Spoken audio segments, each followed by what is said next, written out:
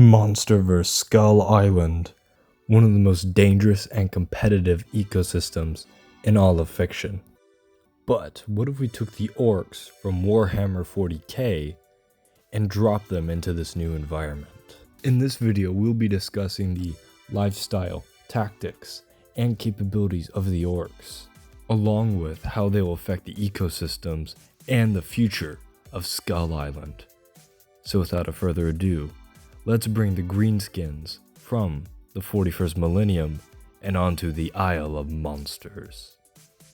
Before we discuss the specifics of the orcs, we first need to specify what characteristics they will be graded on. The 5 categories we'll be judging the orcs on will be resource competition, resource gathering, predation, environmental adaptation, and offspring survivability. The orcs, within the context of Warhammer 40k, are an alien species of mold or fungus. I'm not really sure which term is more accurate, as although they can run around and move, they bleed, and they have bones, they reproduce via spores. So if you are attacked by orcs and you kill all of them, you're then going to have to burn or pour industrial runoff onto the land to ensure that the spores don't grow in the soil and then erupt back as orcs.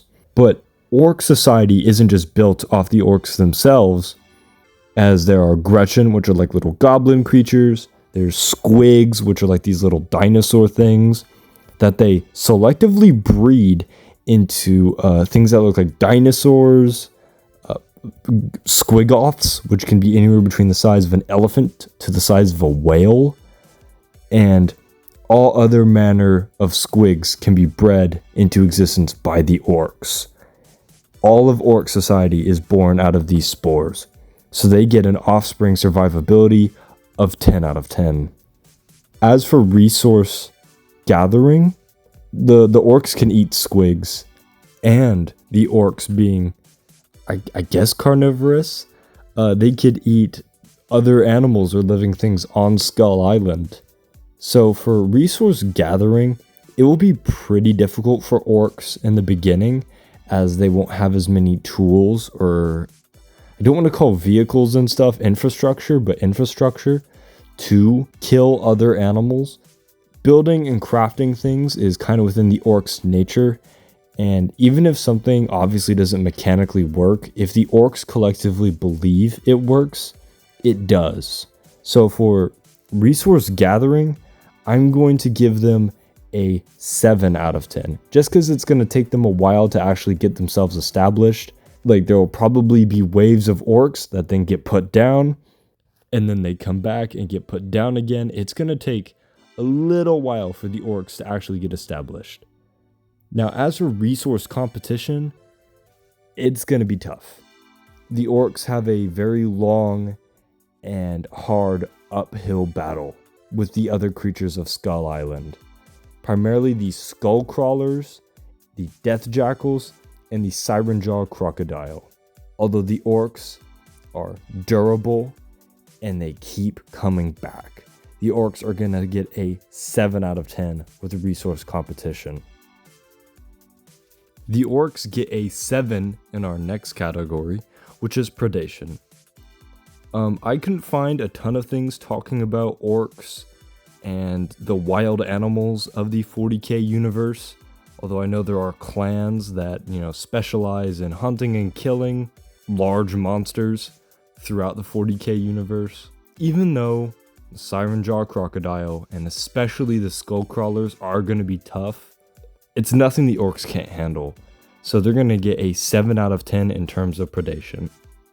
Now, in terms of terrain adaptability, the orcs are found pretty much all over the Warhammer galaxy and are depicted in all kinds of ecosystems, from lush jungles to arid wastelands, and presumably they can survive on mountains.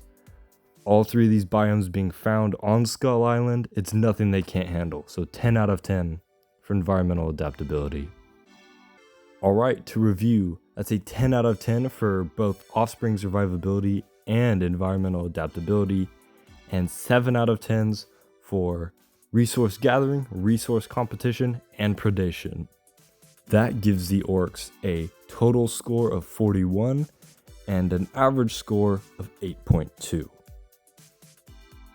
And this would be the point in the video where I discuss what species the orcs would evolve into, but it's not really the orcs thing, and I don't think that's the most interesting thing that can be done with this thought experiment. So, for the sake of this scenario, we're putting the orcs about 3 days before the events of Kong's Skull Island, specifically the fight between Kong and Ramarak.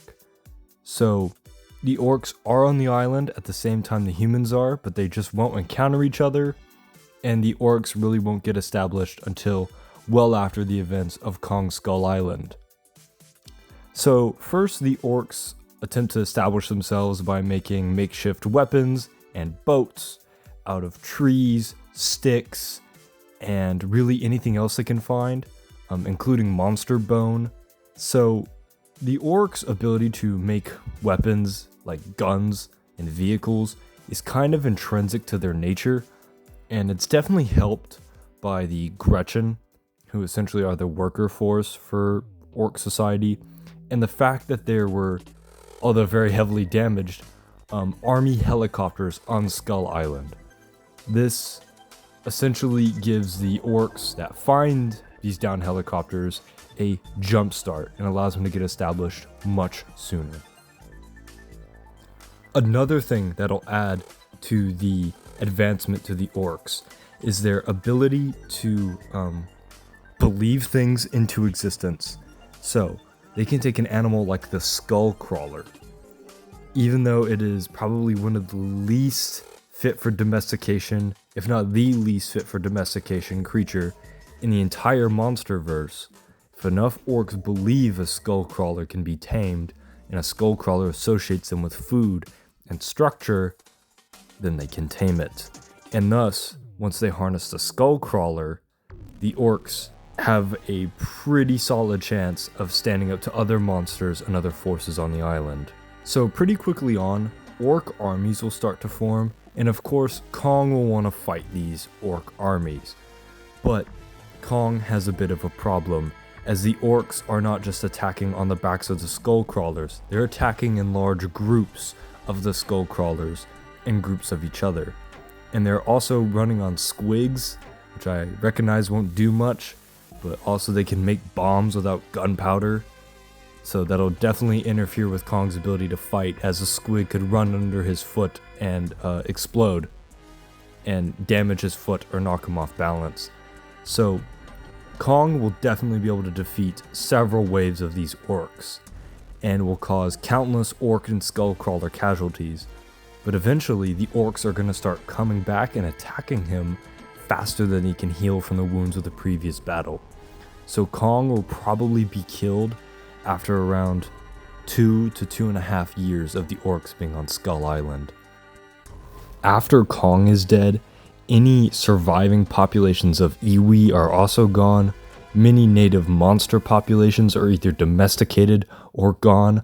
Wild skullcrawlers may actually go locally extinct, as they either keep getting tamed by the orcs or killed by the current tamed skullcrawler population. And eventually their skullcrawlers are going to grow big, and their numbers are going to grow bigger, and they're going to break into factions and start attacking each other. Now, I do think Monarch and maybe some other military agencies would definitely try to intervene, bringing in helicopters or planes or other military hardware to take out the orcs and maybe save some of the iwi, but that would be ultimately unsuccessful and just exacerbate the orcs' ability to wage warfare. And by I mean wage warfare, I mean take to the sea. Thank you for watching today's video. Let me know what you thought of it in the comments and any other suggestions.